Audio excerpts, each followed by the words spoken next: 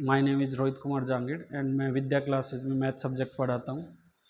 और हम 500 important question की सीरीज़ शुरू करने वाले हैं जो जेईई मेन के हिसाब से इम्पोर्टेंट क्वेश्चन हैं, और चैप्टर वाइज ये सारे क्वेश्चन हम लेने वाले हैं।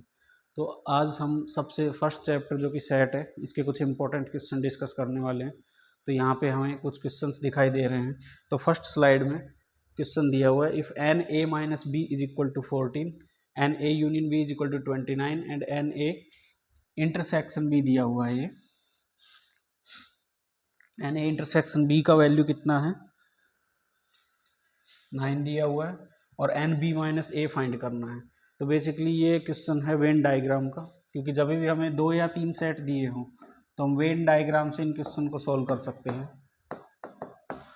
तो सेट ए ले लेंगे और सेट बी ले लेंगे। ये सेट ए हो गया, बी हो गया, इसको यूनिवर्सल सेट बोलते हैं। तो यहाँ से n A minus B is equal to 14 दिया हुआ है। तो एन ए माइनस बी मतलब कौन सा पार्ट है, part of A that are not in B, means ये वाला पार्ट हो गया, ये कंप्लीट पार्ट। इसका वैल्यू दिया हुआ है 14, मीन्स इसके अंदर जो नंबर ऑफ एलिमेंट होंगे वो कितने हैं, 14 है। Second n A union B मतलब ये तो टोटल पार्ट हो गया। एन ए इंटरसेक्शन बी दिया हुआ है 9, तो ये कॉमन पार्ट है, ए इंटरसेक्शन बी, ये इसका वैल्यू 9 दिया हुआ है। तो क्योंकि टोटल जो ये वैल्यू है इसका वैल्यू दिया हुआ है 29, यूनियन का वैल्यू, यूनियन मतलब दोनों सर्कल अगर एक साथ कर लिए जाए तो यूनियन हो जाएगा। तो हमें ये वाला वैल्यू पता करना है। तो 14 + 9 23, और 29 में से अगर 23 सब्ट्रैक्ट करेंगे तो ये क्या बच जाएगा, 6। और हमें फाइंड करना है एन बी माइनस ए। तो एन बी माइनस ए कौन सा पार्ट है, एन बी माइनस ए ये पार्ट है। तो इसका वैल्यू कितना आ गया, 6 आ गया। यही एक आसान सा क्वेश्चन था। फर्स्ट क्वेश्चन के अंदर हमें वेन डायग्राम यूज करना है। जब भी क्वेश्चन में union, intersection, difference, symmetric difference इस तरह के अगर सिंबल यूज कर रहा है और number of element means cardinal number use कर रहा है तो हम वेन डायग्राम से सॉल्व कर सकते हैं। इसी के साथ हम लेते हैं नेक्स्ट क्वेश्चन, जिसमें लैंग्वेज बेस्ड क्वेश्चन है। इसके अंदर हमें बोल सकते हैं कि वर्डिंग दी हुई है, in a certain town 25% families own a phone. मतलब फैमिली है 25%, तो जितनी भी टोटल फैमिली होंगी उसमें से 25% फैमिलीज के पास फ़ोन है, और 15% के पास क्या है, car. 65% family on neither A phone nor a car, mean 65% वो फैमिली है जिनके पास ना तो फ़ोन है ना ही कार है। 2000 families on both a car and A phone, 2000 families ऐसे हैं जिनके पास दोनों है। तो यहाँ पे प्रॉब्लम में 2 चीज़ें दिखाई दे रही है, एक तो परसेंटेज में डेटा दिया हुआ है, साथ में ये दिया हुआ है 2000 मतलब काउंटिंग नंबर में दिया हुआ है डायरेक्ट। तो इनमें भी हमें रिलेशन देखना है, साथ में हमें ये सोचना है कि वेन डायग्राम जो हम बनाएंगे वो किस बेस पे बनाएंगे। शुरुआत यूनिवर्सल सेट को एक्स लेट करके बनाएं नंबर ऑफ एलिमेंट, या 100 लेट करें। तो जब परसेंटेज की बात हो तो हम 100 से शुरुआत कर सकते हैं, उससे क्वेश्चन बहुत ही आसान होगा। इसलिए हम क्या बनाएंगे, सबसे पहले वेन डायग्राम बना लेते हैं इसमें। तो वेन डायग्राम में टोटल 2 सेट की ही बात हो रही है, फोन एंड कार। तो ये हो जाएगा सेट फोन और ये हो जाएगा कार। आगे अगर देखें तो हमें बताना है कि फॉलोइंग स्टेटमेंट जो है इनमें से कौन सा स्टेटमेंट करेक्ट है। टोटल 3 स्टेटमेंट दिए हुए हैं। 10% families on both a car and a phone, 35% family on neither either a phone और a car, and 40,000 families live in the town. मतलब हमें इन 3 स्टेटमेंट में से एटलीस्ट 2 स्टेटमेंट करेक्ट है, वो हमें बताना है। ये हमें ऑप्शन से दिख रहा है कि हर एक में कम से कम 2 ऑप्शन दिए हुए हैं। तो हम शुरुआत करते हैं यहाँ से, टोटल ले लेंगे यूनिवर्सल सेट में 100 फैमिलीज हम लेट करके चलते हैं, और इनको हम मान लेते हैं, ये जो पार्ट है इसको ए, ये पार्ट है बी, ये सी और ये डी। अब देखते हैं कि क्वेश्चन में क्या क्या दिया हुआ है। ए प्लस बी का वैल्यू हमें दिया हुआ है 25, क्योंकि 25% फैमिलीज ऑन ए फोन, मतलब जिन फैमिली के पास फ़ोन है वो क्या है, ए प्लस बी। तो A plus B is equal to 25 हो गया। This is first equation. And 15% on a car, 50% on a car means B plus C हमें दिया हुआ है, ये सेकंड इक्वेशन हो गया। 65% नाइदर वाला है, मतलब नाइदर का केस कौन सा है, जिनके पास ना फोन है ना कार। तो ये डी वाला ऑप्शन, जो डी वाला पार्ट है, मतलब ये दोनों सर्कल के बाहर और यूनिवर्सल सेट का पार्ट, डी क्या हो गया 65। एंड नेक्स्ट टोटल 100 है, तो A plus B plus C plus D कितना हो गया इज इक्वल टू हो गया 100। अब हमें क्योंकि d का वैल्यू दिया हुआ है 65, तो d का वैल्यू हम इसमें पुट करेंगे। 65 पुट करते हैं तो यहाँ से हमारे पास इक्वेशन आ गई a plus B plus C is equal to, जब 65 पुट करेंगे तो राइट साइड में ट्रांसपोज करेंगे तो 100 माइनस 65 35 हो जाएगा। इसको हम लिख सकते हैं इक्वेशन नंबर 5। अभी a plus B plus C का वैल्यू है और a प्लस बी का वैल्यू है, तो हमें क्या निकालना है, यहाँ से c का वैल्यू निकल जाएगा। अगर a प्लस बी का वैल्यू इसमें पुट करेंगे तो इसमें 25 अगर पुट करें ये वैल्यू, तो हमारे पास c का वैल्यू कितना आ जाएगा 35 माइनस 25 इज इक्वल टू 10, और b प्लस सी दिया हुआ है में 15। तो अगर b प्लस सी का वैल्यू अगर हम पुट करें, इसका वैल्यू 15 पुट करें तो a का वैल्यू कितना आ जाएगा 35 minus 15 means a is equal to आ गया 20। अब हमारे पास a b d के वैल्यू आ गए, बचा हुआ है c का, नहीं a c और d आ गए, बचा हुआ है b का वैल्यू। तो c का वैल्यू 10 अगर हम इसमें पुट कर दें, इक्वेशन नंबर 2 में अगर पुट करें तो यहाँ से हमें b का वैल्यू भी दिख रहा है 15 माइनस 10 हो जाएगा, मीन्स b का वैल्यू आ गया 5। इस तरह से जो भी डेटा दिया हो उसका हम क्या बना सकते हैं, इक्वेशन बना सकते हैं। और उन इक्वेशन के अंदर वो इक्वेशन ऐसी होंगी जो आराम से सिंप्लीफाई हो जाएंगी और सारे एलिमेंट का लगभग वैल्यू आ जाएगा, या फिर जो फाइंड करवाएगा, जो भी चीज़ फाइंड करवानी है उसका वैल्यू हमें आ जाएगा। तो अभी हमें फर्स्ट जो स्टेटमेंट दिया हुआ उसको देखना है क्या, 10% families on both a car and A phone. तो बोथ फ़ोन कार तो बी है, क्या बी का वैल्यू 10 आया है, नहीं आया है, मतलब स्टेटमेंट 1 क्या हो गया, फॉल्स हो गया। अब आगे अगर क्वेश्चन नहीं भी सॉल्व करते हैं तो हम सी पे डायरेक्ट टिक कर देंगे, क्योंकि 2 और 3 ऐसे हर एक ऑप्शन में 2 ऑप्शन आ रहे हैं, तो 1 2 जिसमें 1 है वो तो आंसर हो नहीं सकता, तो ये भी रॉन्ग हो गया, ये भी रॉन्ग हो गए, ये भी रॉन्ग हो गए, ये करेक्ट हो गया। लेकिन फिर भी हम आगे सोल्व करके भी देख लेते हैं, सी ही ऑप्शन ही आएगा। 35% families on either a phone और ए कार। तो 35% क्या हमारा वैल्यू आ रहा है, आइदर फोन और ए फोन, आइदर फोन और ए कार। तो क्या a प्लस बी प्लस सी यानी यूनियन की बात कर रहा है, तो a plus B plus C का वैल्यू कितना आ रहा है 20 प्लस 10 प्लस 5, तो 20 प्लस 10 30, 30 प्लस 5 35। इसका मतलब ये ऑप्शन क्या हो गया, करेक्ट हो गया। इसके बाद में 40,000 टोटल फैमिली बोली है, हम कितनी मान के चल रहे थे 100% फैमिली मान के चल रहे थे।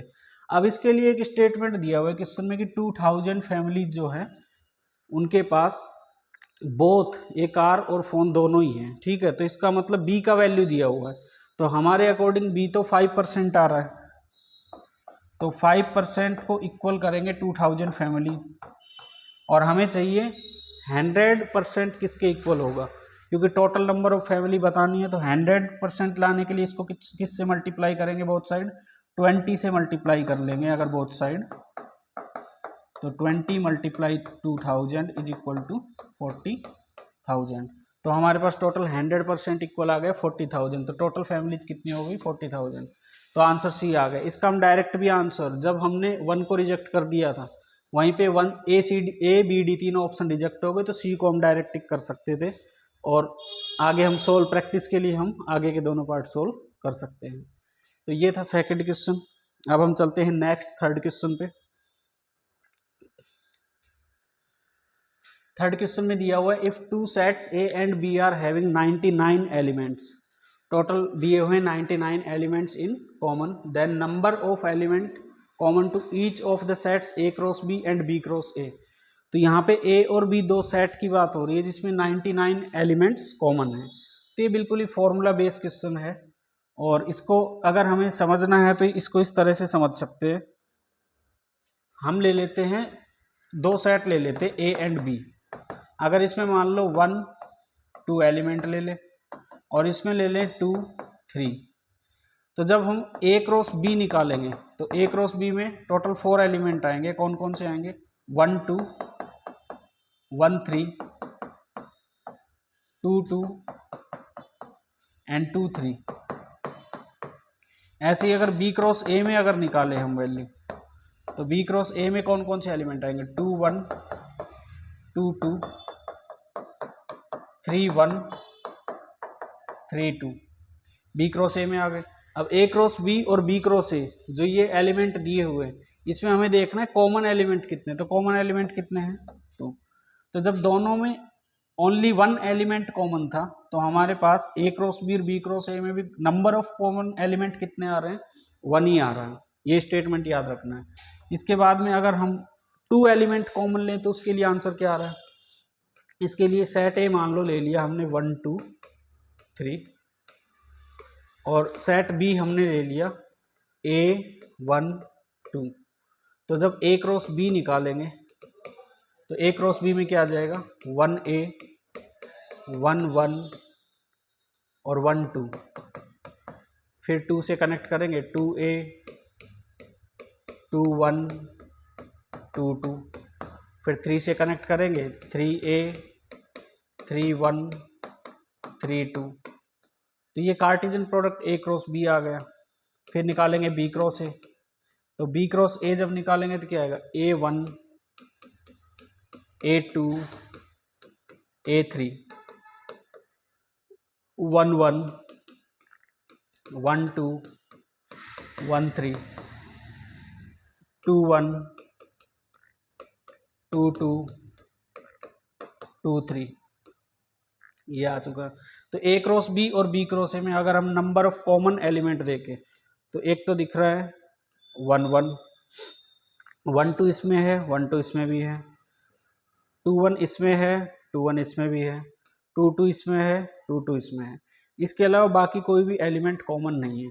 तो जब इनमें 1 2 कॉमन था तो 1 1 1 2 1 2 और 2 2, ठीक है, 1 1 1 2 2 1 2 2, ये 4 एलिमेंट हमारे कॉमन आ रहे हैं। तो जब 2 एलिमेंट कॉमन है ए और बी में, तो ए क्रॉस बी और बी क्रॉस ए में कितने कॉमन आ रहे हैं, 2 × 2 4 एलिमेंट कॉमन आ रहे हैं।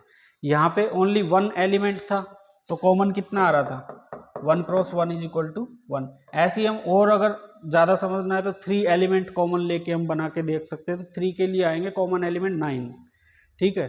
तो अगर n एलिमेंट्स ए और बी में कॉमन है तो आंसर क्या आएगा, n a क्रॉस बी और b क्रॉस a, इन दोनों में अगर कॉमन एलिमेंट देखें तो क्या आएगा, नंबर ऑफ एलिमेंट n² आएगा।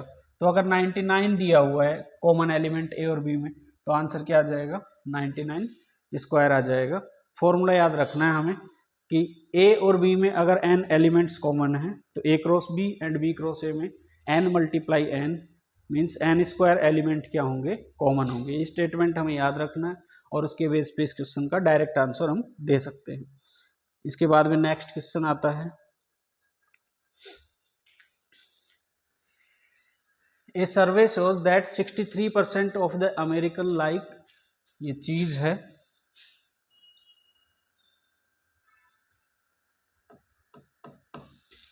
चीज, where 76% like apples.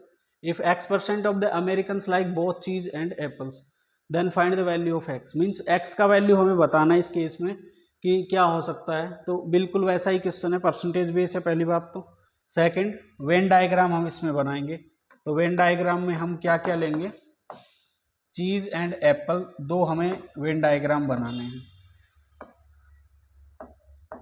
C and A इनके हम नेमिंग कर लेते हैं।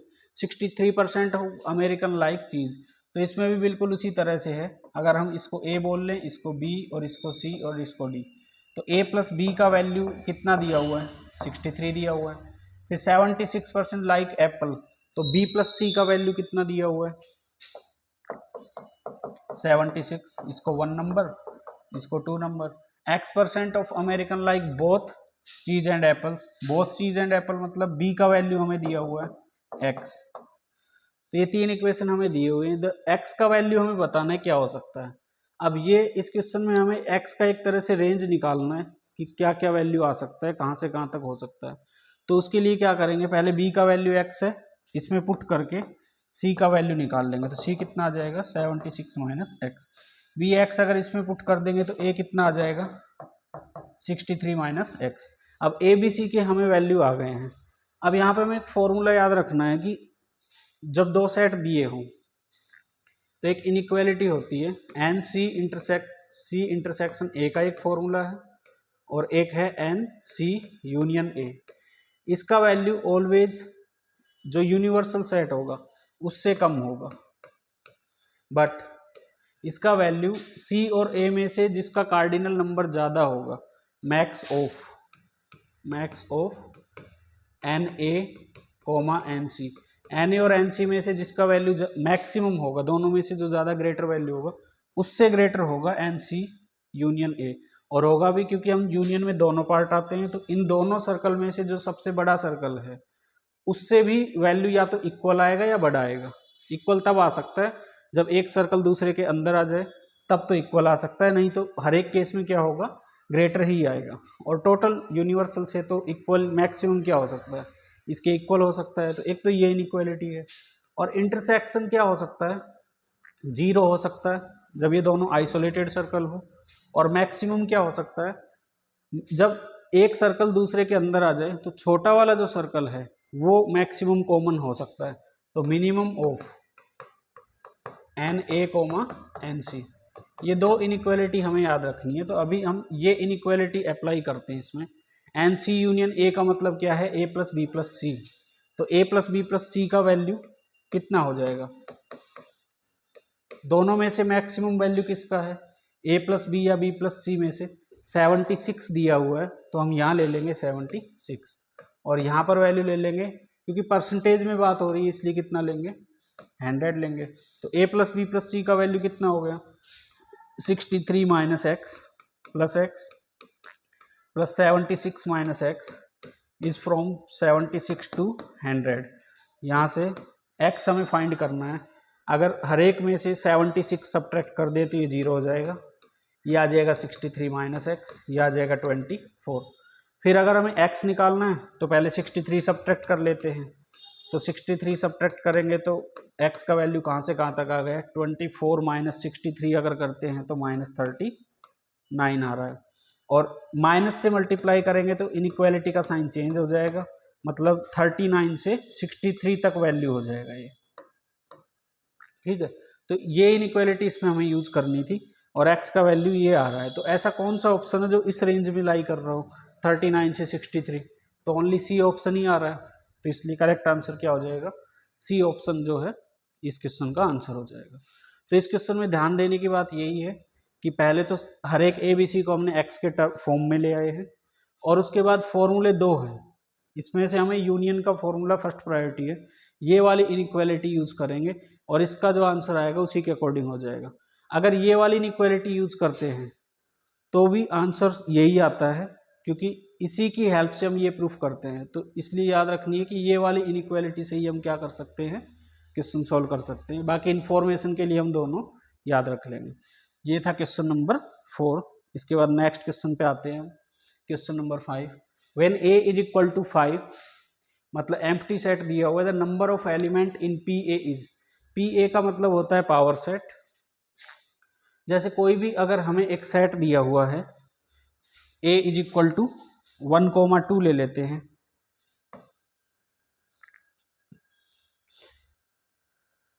a इज इक्वल टू 1,2, तो इसका जो पावर सेट आता है वो क्या बनता है, सेट ऑफ सबसेट। इसके सबसेट क्या क्या हो जाएंगे, 5, 1, 2, 1,2।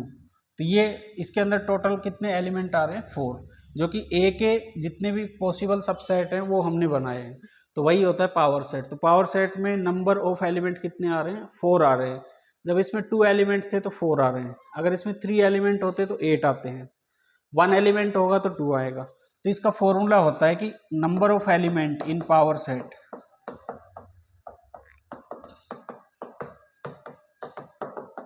Is equal to 2 power n, where n is number of element in set A।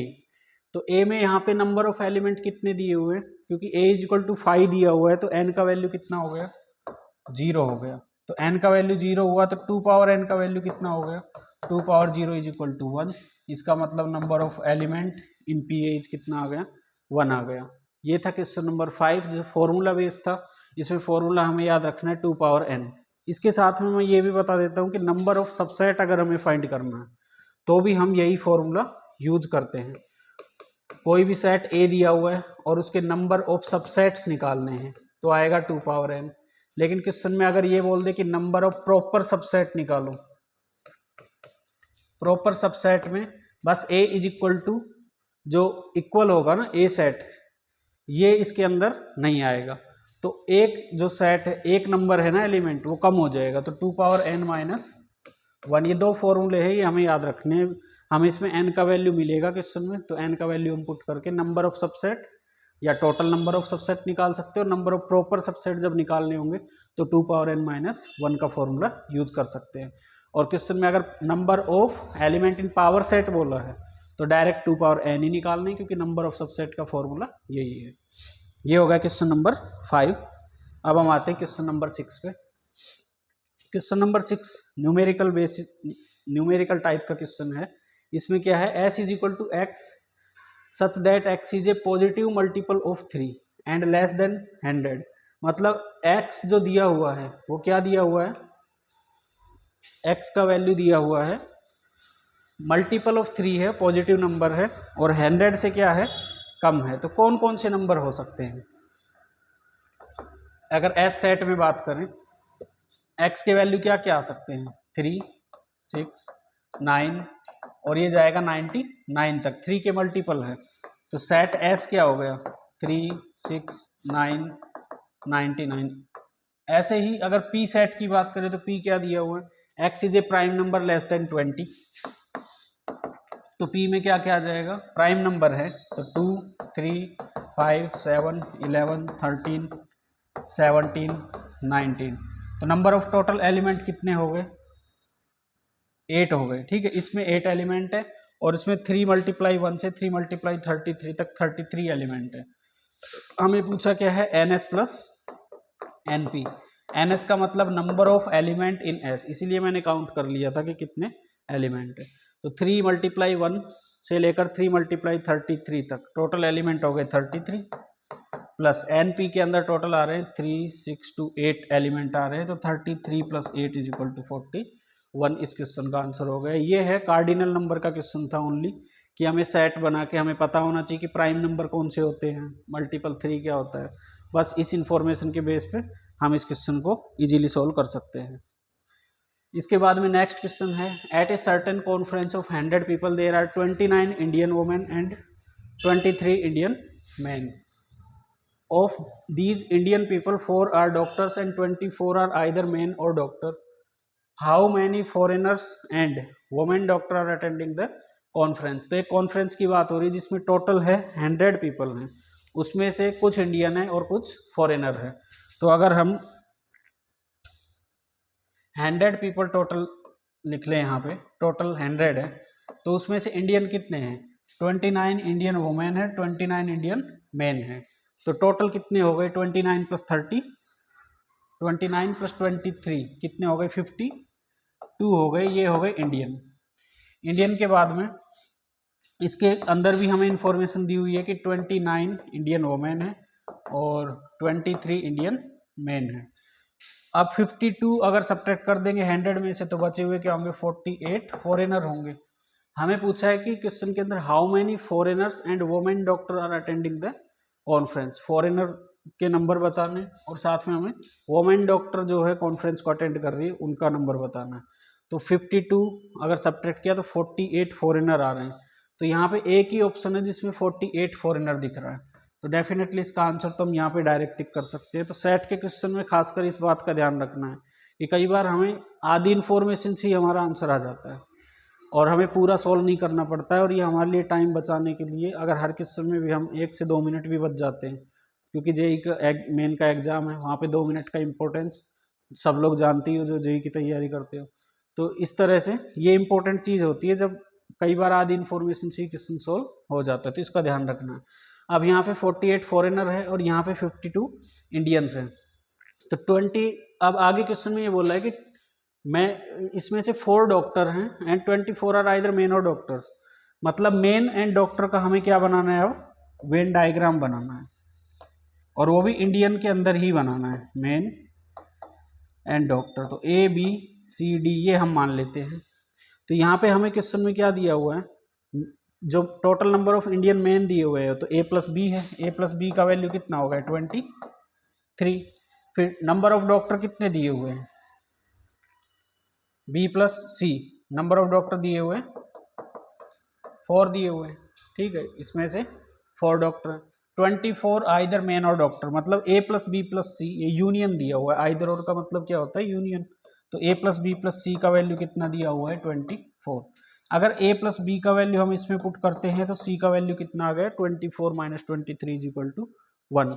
और C का वैल्यू अगर हम इसमें पुट करते हैं तो B का वैल्यू कितना आ गया? C का वैल्यू 1 पुट करेंगे तो 4 minus 1 B is equal to 3। तो B क्या है?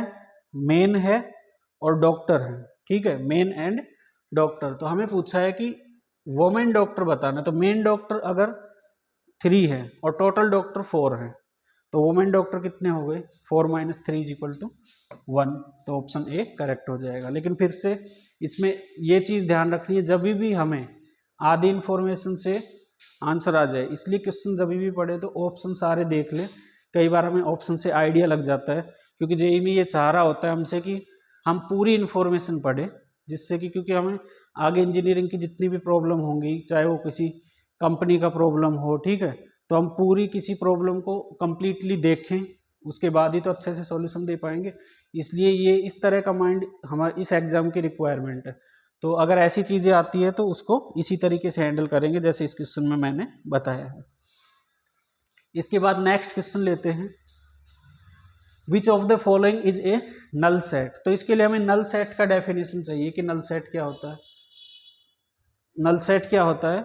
जिसके अंदर कोई भी एलिमेंट नहीं होता है, जिसको एम्प्टी सेट भी बोलते हैं, वॉइड सेट भी बोलते हैं, या फाई से नोट करते हैं या करली ब्रैकेट इससे नोट करते हैं।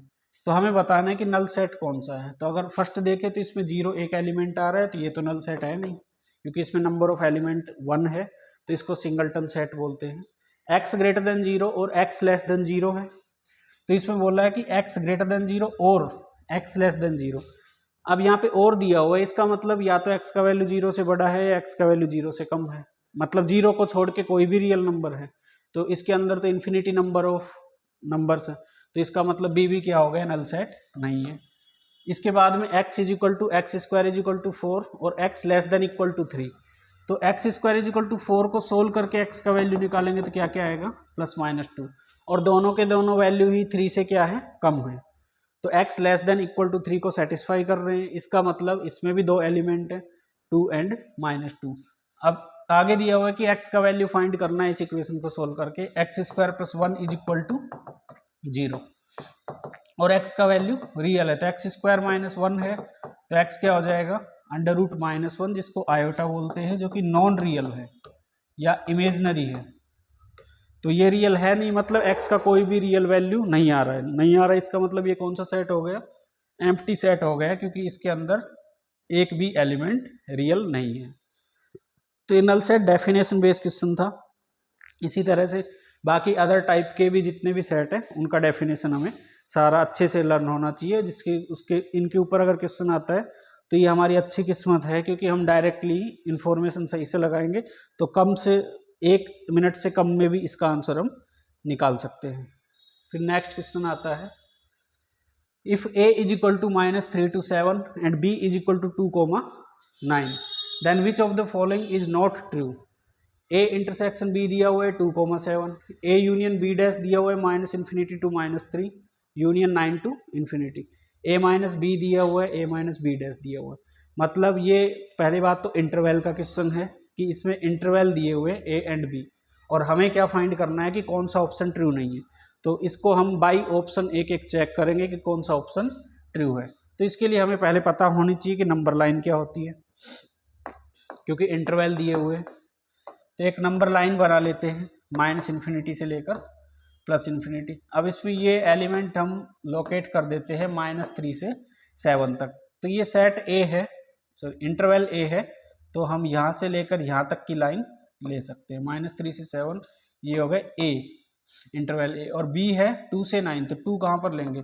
इन दोनों के बीच में 9 इसके राइट साइड में आएगा। तो यहाँ से लेकर और यहाँ तक जितने भी वैल्यू हैं इंक्लूडिंग 2 एंड 9, इसमें -3 7 इंक्लूड है क्योंकि क्लोज ब्रैकेट दिए हुए हैं। तो ये हो गया इंटरवल B। अब हमें फर्स्ट ऑप्शन है A और B का कॉमन पार्ट देखना है।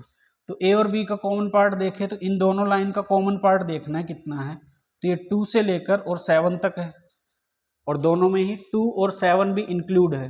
तो फर्स्ट ऑप्शन तो ट्रू है, तो इस पे पूछा है कि नॉट ट्रू कौन सा है, तो ऑप्शन ए तो करेक्ट नहीं हुआ। फिर है A union B dash. A union B का मतलब है कि दोनों इंटरवल को एक साथ मर्ज करना, और यहाँ से -3 से शुरू करेंगे, -3 से फिर ये तो काउंट होगा ही और 9 तक काउंट होगा। तो जो ए यूनियन बी है ये आ रहा है -3 से 9 तक, ठीक है, यहाँ से लेकर यहाँ तक। तो ए यूनियन बी डैश का मतलब इसका कॉम्प्लीमेंट्री हमें फाइंड करना है, कॉम्प्लीमेंट्री इंटरवल। इसका मतलब है कि -3 से 9 छोड़ दो, इसके अलावा जो नंबर लाइन पे बच गया वो इंटरवल लिख दो। तो -∞ से -3, तो -3 पे ओपन आएगा क्योंकि -3 इसमें इंक्लूड है, तो -3 को हमें छोड़ना है कॉम्प्लीमेंट्री निकालने में। तो -3 को इंक्लूड नहीं करेंगे तो हमें ओपन ब्रैकेट लगाना पड़ेगा। ऐसे ही 9 पे क्लोज है, इसको हमें छोड़ना है, इसको हमें इंक्लूड नहीं करना है, तो क्या आ जाएगा, ओपन 9 आ जाएगा। मतलब बी जो ऑप्शन है ये भी करेक्ट, ये है ट्रू, तो इसलिए इसको क्या बोलेंगे, नॉट करेक्ट। फिर इसके बाद हम फाइंड करते हैं A minus B. A minus B का मतलब क्या होता है, part of interval that are not in B. तो ए माइनस बी, ए का वो पार्ट देखना है जो बी में नहीं है, तो यहाँ तक ही दिख रहा है -3 से लेकर 2 तक, -3। अब हमें डिसाइड ये करना है कि -3 और 2 आंसर में ले आना, तो -3 तो इंक्लूड आ जाएगा, -3 ओनली ए में है, बी में नहीं है, ठीक है। बट 2 ए में है और बी में भी है, और हमें अकॉर्डिंग टू डेफिनेशन चलना होता है। जब भी माइनस का क्वेश्चन अगर हम चाह रहे हैं कि एक ही बार में करेक्ट हो, तो जो ये लास्ट के जो पॉइंट होते हैं ना, यहाँ पे डेफिनेशन अप्लाई करके देख लो कि 2 ए का एलिमेंट है तो बी का एलिमेंट नहीं होना चाहिए था, बट बी का एलिमेंट है, इसलिए 2 को ओपन ब्रैकेट करते तो ये स्टेटमेंट करेक्ट हो जाता, ट्रू हो जाता। बट ये क्या है, नॉट ट्रू है, क्योंकि यहाँ पे क्या आना चाहिए था, ओपन आना चाहिए था, तो नॉट ट्रू है, तो ये ऑप्शन करेक्ट हो गया और interval not correct, not true आ गया। इसी तरह ए माइनस बी डैश हम चेक कर सकते हैं। बी डैश का मतलब बी को छोड़ के बाकी इंटरवल, तो कहाँ से कहाँ तक है। अगर नंबर लाइन पे ही दिखाऊं तो मैं यहाँ से लेकर, लेकिन यहाँ पे 2 इंक्लूड है तो यहाँ पे मुझे छोड़ना पड़ेगा बी डैश लेने के लिए, और 7 यहाँ पे इंक्लूड है, ये जो पार्ट है टोटल इसको मुझे छोड़ना है क्योंकि मुझे क्या निकालना है, बी डैश। तो 9 से आगे का लेना है, यहाँ से लेकर आगे तक का। ये जो मैंने करली लाइन बनाई है ये कौन सा पार्ट हो गया, बी डैश। अब ए माइनस बी डैश फाइंड करना है, तो एलिमेंट ऑफ ए, या फिर जितने भी ए में एलिमेंट हैं या नंबर हैं उनमें से वो वाले नंबर जो बी डैश में नहीं है, तो वो वाला पार्ट तो सिर्फ इतना ही दिख रहा है, यहाँ से लेकर यहाँ तक। इसमें 2 पे क्लोज आएगा क्योंकि 2 इसमें है, इसमें नहीं है, तो डेफिनेशन लगा के देखेंगे तो 2 से लेकर 7 पे यहाँ तो है ही नहीं कुछ, तो डी ऑप्शन भी क्या हो गया, ट्रू हो गया, इसलिए ये इनकरेक्ट है। तो इसमें कौन सा करेक्ट हो जाएगा, सी। तो इस तरह से एक एक ऑप्शन को हम क्या कर सकते हैं, एनालाइज कर सकते हैं। ये इंटरवल बेस्ड क्वेश्चन था। इसके बाद में हम नेक्स्ट क्वेश्चन लेते हैं। 2 finite set have m and n elements. The number of subset of the first set is 1 1 2 more than that of second set. मतलब यहाँ पे 2 फाइनाइट सेट की बात हो रही है। सेट ए में जो नंबर ऑफ एलिमेंट है वो कितने हैं, m है, और सेट बी है उसमें है n एलिमेंट। और नंबर ऑफ सबसेट का फॉर्मूला मैंने अभी कुछ स्लाइड पहले ही बताया था, 2 पावर m और 2 पावर n हो जाएगा। अगर सेट ए के लिए निकालना है तो 2 पावर m, और नंबर ऑफ सबसेट बी के लिए निकालना है तो 2 पावर n। और फर्स्ट सेट में 1 1 2, सेकंड सेट जो है उसके नंबर ऑफ सबसेट से ज़्यादा है। इसका मतलब ये अगर सब्ट्रैक्ट कर दे तो इसका वैल्यू कितना आ रहा है, 1 1 2। तो यहाँ से हमें ये भी दिख रहा है कि m का वैल्यू बड़ा होना चाहिए n से, तभी ये ऑप्शन सेटिस्फाई हो सकता है। तो देखने यहाँ पे 4 7 दिया हुआ है, एम एन के वैल्यू ये हो नहीं सकते क्योंकि m छोटा है इसके अंदर 7,4 है, ठीक है। 7 को ये ऑप्शन हो सकता है, 4 4 नहीं हो सकता है क्योंकि इक्वल दिए हुए हैं, 7 7 नहीं हो सकता है। तो ओनली ऑब्जर्वेशन से भी हम इसका आंसर क्या कर देंगे, बी। फिर उसके बाद हम सेटिस्फाई करके भी देख सकते हैं, 2 पावर 7 माइनस 2 पावर 4 का वैल्यू कितना आ रहा है, 128 माइनस 16 इज इक्वल टू 112, जो कि यही दिया हुआ है। तो यहाँ पे इस तरह से भी देख सकते थे कि m का वैल्यू n से बड़ा होगा। तो ऑप्शन में ओनली एक ऐसा ऑप्शन है जिसमें m ग्रेटर देन n है, तो बिना कैलकुलेशन करे भी हम इसका आंसर दे सकते थे डायरेक्टली। इसके बाद में नेक्स्ट है 11 number question. Suppose A1 A2 A30 are 30 sets each having 5 elements. मतलब A1 A2 A3 30 सेट है, उसके अंदर हर एक में 5 एलिमेंट दिए हुए हैं। तो टोटल एलिमेंट कितने हो गए? 30 × 5 150। And B1 B2 Bn are n set each having 3 element. तो हर एक के अंदर कितने एलिमेंट हैं? 3 एलिमेंट हैं। तो n सेट है, 3 एलिमेंट, टोटल कितने हो गए? 3 9 एलिमेंट। अब यहाँ पे ये स्टेटमेंट पे थोड़ा ध्यान देना, ये समझने का स्टेटमेंट है। U मतलब यूनियन है, I का वैल्यू 1 से 30 है और AI दिया हुआ है। मतलब A1 union A2 union A3 up to union A30। अगर 30 के 30 जो A सेट है इनका यूनियन लिया जाए तो यहाँ से क्या बन जाएगा? एक सेट बनेगा S। ठीक है, मतलब A1 A2 A3 में जितने भी नॉन रिपीटिंग एलिमेंट है उनसे अगर सेट बनाया जाए। नॉन रिपीटिंग का मतलब अगर कोई एलिमेंट मान लो 5 है, ये इस सेट में भी आ रहा है, इसमें भी आ रहा है, इसमें भी आ रहा है, बाकी में नहीं आ रहा है, तो हमें 5 को एक ही बार लिखना है सेट S के अंदर। ठीक है, यूनियन में हम यही करते हैं। इसके बाद में ये दिया हुआ है कि इसमें भी S एलिमेंट, इसका जो एलिमेंट आएंगे वो क्या आएंगे? NS के इक्वल आएंगे। NS मतलब cardinal number of set S। या इसको जो सोल्व करेंगे तो क्या बन जाएगा? सेट S बन जाएगा। ऐसे B के लिए भी देखें तो B में B1 B2 B3 B4 Bn तक जाएंगे, क्योंकि J का वैल्यू 1 से n है। और इसका भी क्या आएगा? इसको भी बनाने से सेट S आएगा। ये इंफॉर्मेशन दी हुई। Each element of S belong to exactly 10 of AIs। इसका मतलब ये है कि S का कोई भी एक एलिमेंट ले लो, कि जब हमने इसका यूनियन बनाया तो फॉर एग्जांपल 5 एक एलिमेंट आ गया, वो 10 AIs में मिलेगा। मतलब मान लो A1 A2 A3 A10, यहाँ तक के सारे A1 से A10 तक के सारे सेट में 5 मिल रहा है, बाकी में नहीं मिलेगा। इसका मतलब ये हुआ ना कि अगर इसके टोटल एलिमेंट यहाँ पे थे 30 सेट और 5 एलिमेंट, और एक एलिमेंट 10 सेट में आ रहा है, तो S के अंदर जो एलिमेंट आएंगे अगर मैं 10 का डिवाइड कर दूं तो इतने ही एलिमेंट S में आएंगे। NS का वैल्यू कितना आएगा? इतना आएगा। इसी तरह से B के रेफरेंस में अगर देखें तो एग्जैक्टली 9 ऑफ B जेज। इसका मतलब 9 भी ऐसे होंगे जिसमें एक एलिमेंट मिलेगा सेम। जैसे 5 है तो 5 इसमें भी मिलेगा, और B9 तक मान लो कंटिन्यूस मिलेगा, बाकी में नहीं मिलेगा। इसका मतलब इसके जो नंबर ऑफ एलिमेंट है वो कितने हैं? टोटल एलिमेंट आए थे 3 एलिमेंट n सेट, 3 × n, और रिपीट हो रहा है एक एलिमेंट 9 सेट के अंदर, तो अपॉन 9 कर देंगे तो NS का वैल्यू आ जाएगा। अब हमें इसको सोल्व करना है। सोल्व करेंगे तो कितना आ रहा है? n का वैल्यू 45 आ गया, क्योंकि 3 × 5 करेंगे तो 45। तो इसके अंदर ये जो इन्फॉर्मेशन है इसको ध्यान से समझना कि इसमें क्या क्या दिया हुआ है। साथ में इस स्टेटमेंट का मतलब भी समझना कि 10 अगर AI के अंदर रिपीट हो रहा है तो इसका यूज कैसे करना है, और 9 BJ में रिपीट हो रहा है तो 9 का यूज कैसे करना है। इसके साथ में नेक्स्ट क्वेश्चन है, विच of the following Venn diagram is not correct for the set given. तो इसमें ये वेन डायग्राम यहाँ पे दिया हुआ है।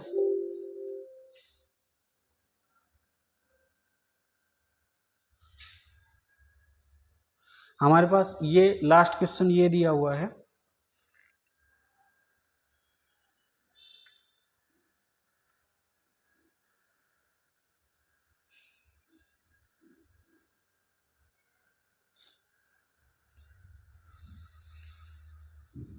इसमें 4 ऑप्शन दिए हुए हैं जिसमें वेन डायग्राम बनाया हुआ है। ठीक है, ऑप्शन ए का A-B-C का ये वेन डायग्राम बनाया हुआ है। तो अगर हमें A-B-C का डायग्राम है, ये वाला पार्ट हमें दिया हुआ है कंप्लीट, ये जो डार्क करके दिख रहा है इसमें ये कंप्लीट पार्ट दिया हुआ है। इसमें जो शेडेड किया हुआ है वो ये पोर्शन किया हुआ है, और इसमें ये वाला पार्ट जो है इसको शेडेड किया हुआ है। और ऑप्शन डी है नन ऑफ दीज, मतलब इनमें से कोई सा भी ट्रू नहीं है। तो हमें देखना है कि इसका वेन डायग्राम यही बनेगा क्या। तो वेन डायग्राम हम कैसे बनाते हैं? A-B-C का बनाना है। तो B-C का डेफिनेशन हमें पता होना चाहिए, element of B that are not in C। तो अगर B के एलिमेंट जो C में नहीं है वो कौन सा आ जाएगा? अगर 3 हम सर्कल यहाँ पे बना लें और ये है B, ये है A, ये है C, तो B माइनस C हो जाएगा, C को छोड़ के ये पार्ट हो जाएगा B माइनस C, और B माइनस C का भी पार्ट छोड़ना है जो A में नहीं हो, ठीक है, part of A that are not in B minus C। तो क्या यही तो पार्ट बच रहा है ना, ये अंदर से यहाँ तक का A माइनस B माइनस, और यही पार्ट शेडेड करके दिया हुआ है। इसका मतलब ये ऑप्शन क्या हो गया, करेक्ट हो गया। हमें बताना है कि नॉट करेक्ट कौन सा है। फिर सेकंड है A minus B union C intersection A, तो यहाँ पे एक ब्रैकेट और आएगा। तो पहले हमें निकालना है B यूनियन C और फिर B यूनियन C का इंटरसेक्शन करना है A के साथ। तो अगर हम तीनों सर्कल अलग अलग बना ले इस तरह से B A C, तो हमें पहले निकालना B यूनियन C का मतलब B और C के दोनों कंप्लीट सर्कल आ जाएंगे।